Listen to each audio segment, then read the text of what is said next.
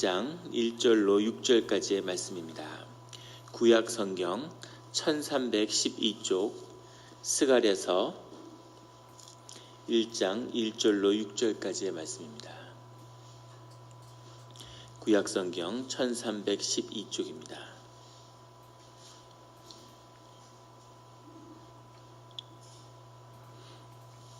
다 같이 스가랴서 1장 1절로 6절까지의 말씀을 한 목소리로 봉독하시겠습니다. 다리오 왕 제2년 8째 달에 여호와의 말씀이 iddo의 손자 베레가의 아들 선지자 스가랴에게 임하니라. 이르시되 여호와가 너희의 조상들에게 심히 진노하였느니라. 그러므로 너는 그들에게 말하기를 만군의 여호와께서 이처럼 이르시되 너희는 내게로 돌아오라. 만군의 여호와의 말이니라. 그리하면 내가 너희에게로 돌아가리라. 만군의 여호와의 말이니라. 너희의 조상들을 본받지 말라.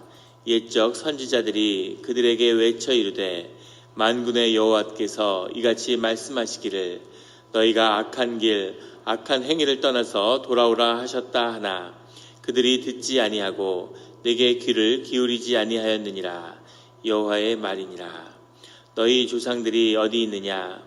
또 선지자들이 영원히 살겠느냐? 내가 나의 종 선지자들에게 명령한 내 말과 내 법도들이 어찌 너희 조상들에게 임하지 아니하였느냐? 그러므로 그들이 돌이켜 이르기를 만군의 여호와께서 우리 길대로 우리 행위대로 우리에게 행하시려고 뜻하신 것을 우리에게 행하셨도다 하였느니라. 아멘. 다 같이 묵상 기도를 드리겠습니다.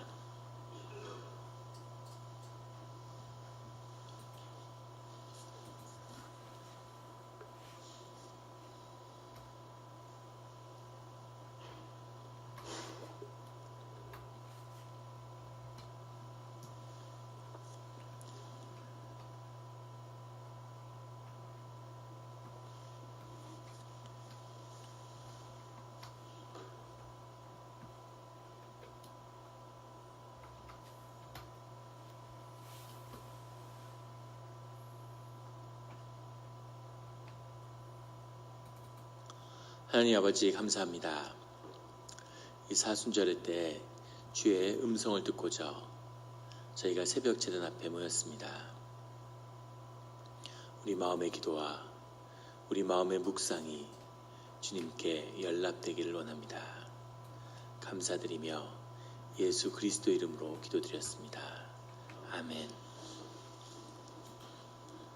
오늘 스가랴서 1장 1절의 말씀은 이렇게 시작하고 있습니다. 다리오 왕 제2년 8째 달에 여호와의 말씀이 iddo의 손자 베레가의 아들 선지자 스가랴에게 임하니라. 이르시되 여호와가 너희 조상들에게 심히 진노하였느니라. 스가랴 선지자는 스룹바벨의 예루살렘 귀환에 함께했던 선지자죠. 학계 선지자와 함께했는데 학계 선지자는 나이가 아주 많은 예루살렘의 마지막 때를 기억하던 그런 선지자였습니다. 반면에 스가랴 선지자는 바벨론에서 태어난 전혀 예루살렘의 기억이 없고 아마 예루살렘에 귀환할 때도 아주 젊고 어린 나이가 아니었을까 싶습니다. 그래서 그런 예루살렘을 기억하는 그런 선지자와 예루살렘에 대한 기억이 전혀 없지만 믿음 가운데 주님의 말씀을 받은 선지자가 이 예루살렘에 회복하는 그 첫 때를 함께하고 있는 거죠. 우리가 좀 전에 나누었던 어제까지 말씀 나누었던 에스라서의 가운데서도 스가랴 선지자가 나오죠. 예루살렘의 성전의 건립을 독려했던 그런 그 바로 스가랴 선지자입니다. 다리오 왕 제2년이라고 하는 것은 주전 520년을 이야기하는 거죠. 8째 달이라고 하는 것은 종교월로서 태양력으로 하면 10월, 11월을 지칭합니다. 그때 여호와의 말씀이 이제 스가랴에게 임하고 있는 겁니다. 그런데 iddo의 손자고 베레가의 아들이며 선지자 스가랴인데 iddo와 베레가와 스가랴 이것은 주님께서 기억하신다. 주님께서 축복하신다.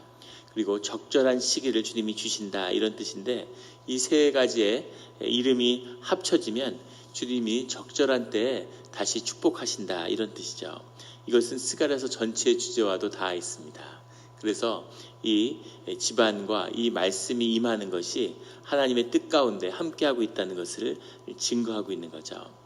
그 스가랴가 선지자라는 것은 주님의 말씀을 받아서 그 말씀을 그의 삶 가운데 담고 있다는 거죠.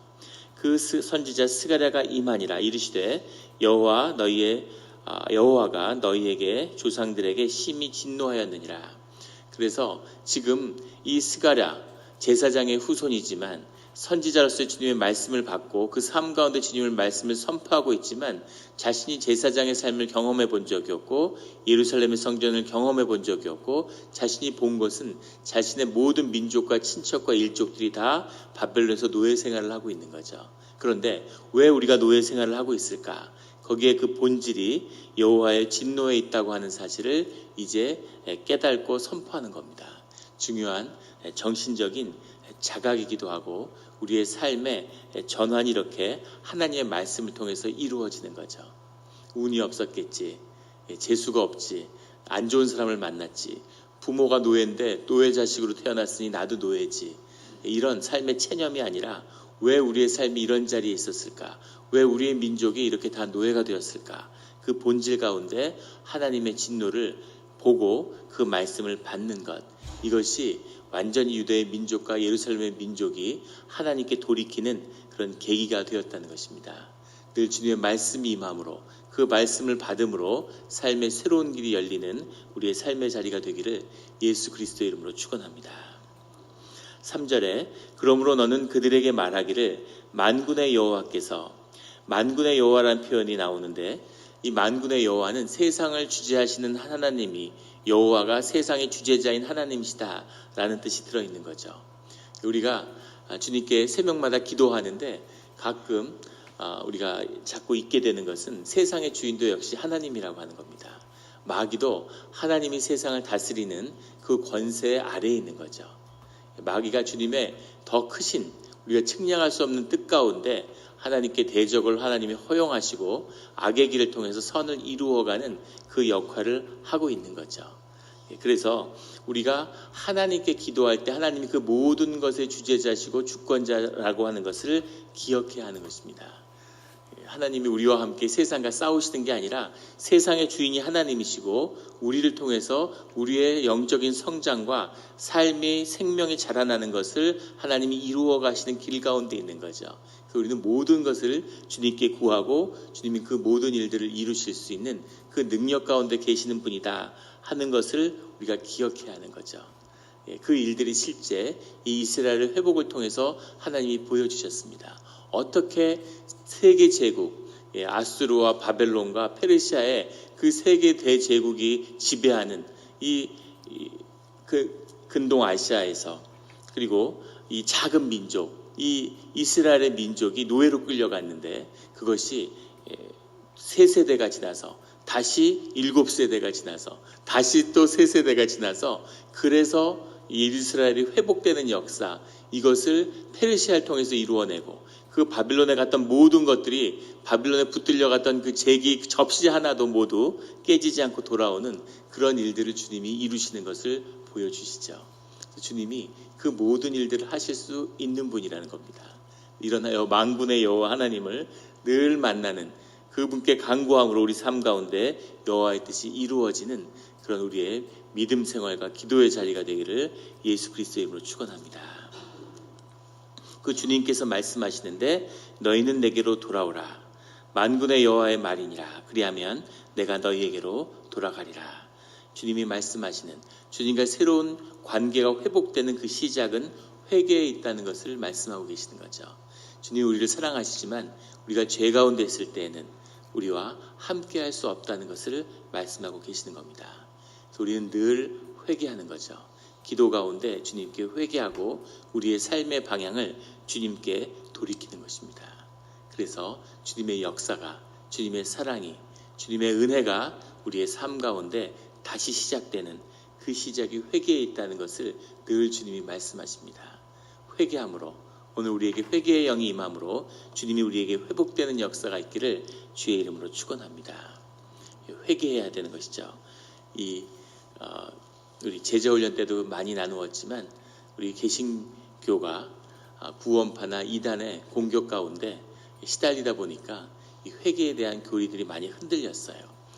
구원파들은 정말 마귀의 가르침인 것 같아요. 회개한 자들은 회개할 필요가 없다 이렇게 얘기하는데 회개한 자들만이 회개할 수 있는 거죠. 주님께 늘 돌이키며 회개할 때 주님이 우리 가운데 머물 수 있다고 하는 것을 절대로 잊지 않는 우리 모두가 되기를 축원합니다. 4절에 너희 조상들을 본받지 말라. 옛적 선지자들이 그들에게 외쳐리되, 옛적 선지자라고 하는 것은 이사야, 하박국, 예레미야 같은 선지자겠죠.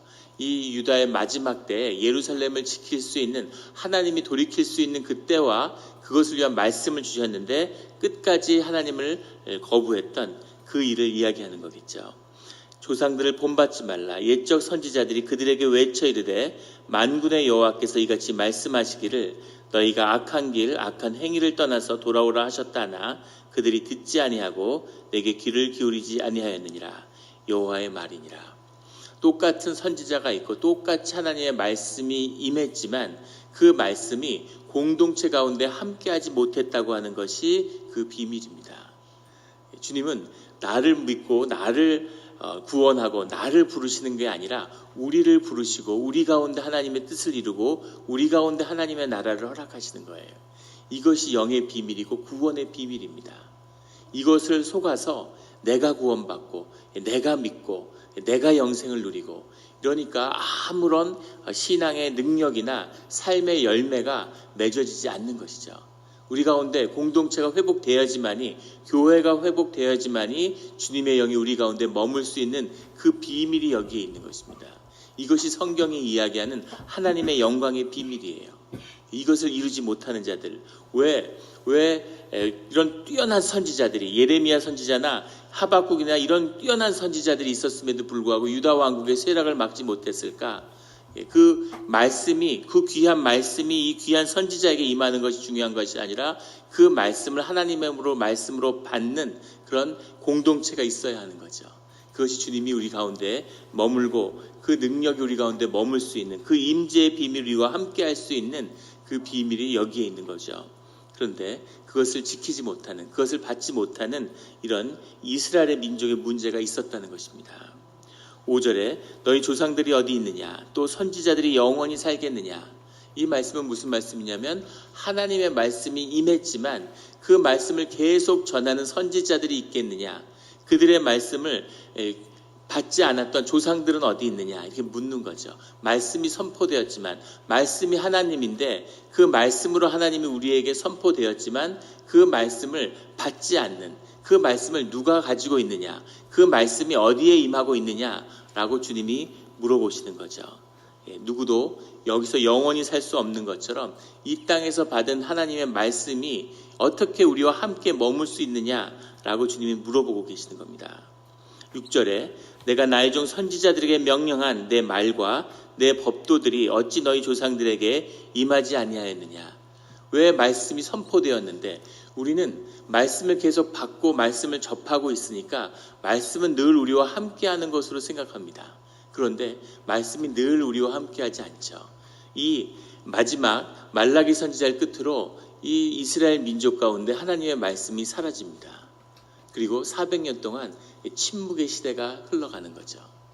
하나님이 말씀을 통해서 우리에게 당신의 뜻을 드러내고 선포한다는 건 그 자체로도 굉장히 귀한 것이죠. 하나님의 말씀을 듣는다는 것, 그것은 우리에게 아직 희망이 있고 하나님의 말씀이 우리에게 전해지고 있다는 것은 아직 우리에게 하나님의 사랑과 은혜가 떠나지 않고 있다고 하는 증거입니다. 그 말씀을 귀하게 받아야 되는 거죠. 그런데 그 말씀이 임했는데도 그것을 받지 못하는, 그것이 머물지 못하는 그런 아픔이 있는 거죠. 잠시 있다가 쓰러져 버리는 많은 교회들, 한국의 부흥한 교회들 가운데는 하나님의 임재가 함께하는 그런 때가 있었던 겁니다. 부흥의 세대죠. 그 부흥의 세대와 하나님의 임재를 경험해서 생명이 무엇인지를 맛보고 그것을 기다리고 있는 주의 자녀들이 교회 가운데 있기 때문에 교회가 세워지고 그리고 교회가 그 자리에 있는 거죠. 한국에 있을 때 제가 교회를 가는데 교회가 아주 오래된 교회였어요. 전임 목사님이 원로 목사님이 뭐라고 그러시냐면 주보를 만드는데 당신 사역의 70%를 썼다고 그러시더라고요. 하루에 일주일에 닷새 사역하는데 주중에 그중에 3일을 주보 만드는 일을 하시는 거예요. 우리 같이 사역하러 간 우리 그 담임 목사님이 주보가 너무 끔찍하니까 그거를 저한테 좀 해달라고 그러시더라고요. 그래서 제가 주보를 한 1년 만들었습니다. 그래서 제가 주보를 1년 만들다가 너무 질려가지고 교회에서 내가 만약에 사역을 하면 주보를 없애야 되겠다. 그렇게 다짐을 수없이 했는데 주보에 무슨 글자 하나가 틀리면 무슨 세상이 무너진 것처럼 난리가 나는 겁니다. 주보를 천 장을 찍은 주보를 다 버리고 또 찍는 거예요. 그걸 고쳐가지고. 그래서 이게 무슨 짓인가? 왜 이렇게 주보를 갖고 그러나? 이제 이런 생각이 들었는데 한 90이 넘으신 그런 원로 장로님이 있어요. 여자 장로님인데 병원에 입원해서 교회를 못 오시기 때문에 문병을 갔습니다. 주보를 이렇게 갖다 드리는 거죠. 지난주에 예배 드렸다고. 근데 그 장로님이 그 주보를 보시면서 눈물을 흘리시는 거예요. 주보의 글자를 이렇게 떨리는 손으로 이렇게 보시면서 그러면서 당신이 다녔던 교회 이야기를 하시고 교회에 처음 나온 이야기를 하시는 거죠. 근데 제가 그 얘기를 듣고 굉장히 감동을 받았는데 그때 뭘 생각했냐면 하나님이 왜 한국 교회에 이런 기성교회에 저를 인도하셔서 이런 종교의 추한 모습을 보여주실까 이런 원망하는 마음이 있었는데 하나님이 뭘 보여주고 싶으셨는지를 알았어요. 하나님이 교회 가운데 함께 하시고 주의 자녀들이 교회에 어떻게 함께 했는지를 보여주고 싶으셨구나. 한국 교회를 향한 주님의 사랑이 무엇인지를 보여주고 싶으셨구나 하는 것을 깨달아 알았습니다. 그래서 교회를 열심히 섬겨야 되겠다. 주보도 열심히 만들어야 되겠다 이런 각오를 새롭게 했는데 하나님의 부흥의 세대가 있는 거죠. 그 장로님이 눈물을 흘리면서 당신이 함께했던 40년대 50년대 교회의 모습을 말씀하시는 거예요. 그러면서 하나님 나라가 다시 오기를 기다렸다는 거죠. 교회 가운데 하나님이 다시 임하시는 것을 살아서 또 보는 그날을 기다리면서 지금까지 기다리고 기도했는데 나는 이제는 그거 못 보는 것 같다고. 그래서 목사님은 꼭 그것을 보았으면 좋겠다. 그때 하나님이 임하시면 교회가 어떤 모습인지를 꼭 보셨으면 좋겠다고 눈물을 흘리면서 기도하시는 모습을 기억합니다. 오래전에 돌아가셨죠. 그것이 교회인 거죠. 하나님의 말씀이 임한다는 것, 그건 단순히 우리가 깨달아서 우리가 하나님의 뜻에 바르게 산다는 의미가 아니라 그 말씀 가운데 주님의 임재가 함께함으로 우리 삶 가운데 생명과 주님의 그 신비가 영의 역사가 풀어지는 겁니다. 우리가 상상할 수 없는 그런 일들이 우리의 삶의 자리에 임하는 거죠. 그것이 임하고 주님은 늘 우리와 함께하기를 원하시는데 그런데 우리가 그것을 붙들지 못하는 공적 예배 가운데 늘 함께하기를 원하시는 주님이 그 자리에 계시게 할 수 없는 그런 우리 공동체의 타락한 모습이 있는 것이죠. 이걸 돌이키고 삶의 연합을 이뤄내고 교회가 이루어져서 그곳 하나님이 함께할 때 하나님의 놀라운 역사가 이 땅에 펼쳐지고 그것이 인류의 역사고 그것이 인류의 진보고 그것이 인류의 희망이라고 하는 것을 역사가 기록하고 증거하고 있는 것이죠. 그 일들이 오늘 우리 가운데 일어나기를 하나님의 말씀이 임해서 그 말씀이 우리 가운데 머물므로 우리가 공동체가 세워지며 하나님의 생명이 이 땅에 역사하는 것을 보게 되는 모든 사람이 형통의 길에서 하나님을 경험하게 되는 것입니다. 그 축복을 그 은혜를 경험하는 우리 영락교회가 되기를 예수 그리스도의 이름으로 축원합니다. 같이 기도드리겠습니다.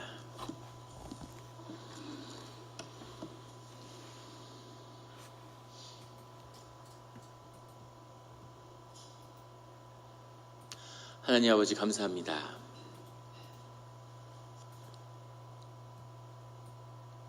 주님을 섬기는 마음, 교회를 섬기는 그 마음 가운데 주님이 우리와 함께하기를 원하시며 또 그 생명의 역사가 무엇인지를 경험하기를 소원하는 주의 자녀들의 그 깊은 마음의 중심을 주님 보셨사오니 주님 그것을 기억하여 주시고 주님의 사랑과 은혜로 우리에게 다시 한번 주님의 역사가 일어나는 것을 경험하는 그런 소중한 삶의 기회를 열어주시기를 소원합니다.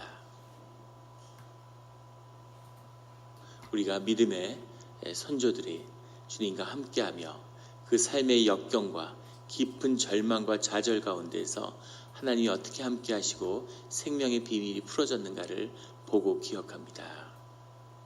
우리 삶 가운데서 이 비밀이 풀려지기를 원합니다. 우리가 수많은 좌절과 절망과 이 이민사회에서 뿌리를 내리지 못하는 그런 허무함과 세상의 종된 삶 가운데 있습니다. 주님의 말씀이 우리 가운데 임함으로 주님 가운데서 우리의 삶의 소망과 생명과 의미가 살아나는, 우리가 환경과 우리의 육신에 묶이지 않고 영생을 누리는 삶의 비밀이, 영의 비밀이 무엇인지가 나타나고 누려지는 그런 우리 영락 공동체가 되게 하여 주시옵소서. 주님, 오늘 우리가 주의 이름으로 교회를 가꾸는, 또 잡초를 뽑는 일을 하려고 합니다. 주 교회를 섬기며 봉사하는 이 작은 일을 위해서 새벽 제단을 찾고 기도하는 그 심령의 귀한 것을 주님 보셨사오니 기억하여 주시옵소서. 이것이 신앙이오니, 이것이 신앙이며 이렇게 한 발 한 발 걸어가는 것이 신앙의 길인 것을 주님이 말씀하셨사오니 주님, 그 길을 우리가 걷겠습니다. 그 길을 열어 주시옵소서. 알 수 없는 기쁨과 은혜가 충만한 그런 오늘 이 시작의 때가 되게 하여 주시옵소서. 사순절의 때입니다. 주님, 우리가 매년 십자가를 묵상하지만, 주님의 길을 묵상하지만 주님은 그것이 우리에게 가볍다고 말씀하시는데 우리는 그것이 왜 이렇게 무겁게 느껴지는지 모르겠습니다. 주님, 십자가의 비밀이 삶 가운데 풀려지는 이 때가 되게 하여 주시옵소서. 감사드리며 예수 그리스도의 이름으로 기도드렸습니다.